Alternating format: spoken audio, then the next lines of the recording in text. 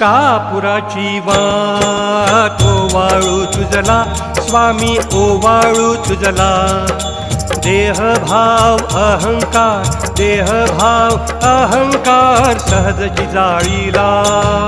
कापुराची वाट ओवाळू तुझला स्वामी ओवाळू तुझला देहभाव अहंकार सहजची जाळीला दया क्षमा शांती उजळली ज्योती स्वामी उजळली ज्योती स्वयं प्रकाश रूप स्वामी देखली मूर्ती